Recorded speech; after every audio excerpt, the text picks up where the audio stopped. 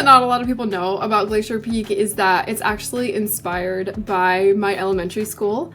I grew up in Seattle, Washington, and my first collection with Moda was called Rainier, and this print comes from that collection. And so it's just a really fun homage to growing up in the Pacific Northwest.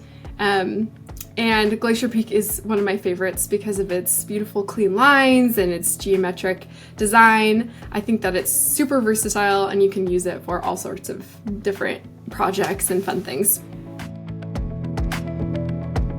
So when I design prints, I go through kind of a journey where I start with an idea that I have. It's kind of like a mood board or an inspiration. It could be a color, it could be an idea like, for example, with Rainier, it was this like childhood memories that I started with. And from there, I do research into trends and I want the prints to be something that people will use and well loved.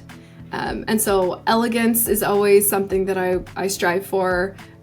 Timelessness. I always want a print that I have to be timeless so that way it can be used in a quilt. You know, I generally design for quilts, but with bags and things like that, I don't want it to be beautiful for just one season. I want it to be beautiful for 5 years. You know, I want it to be beautiful for however long that you use it.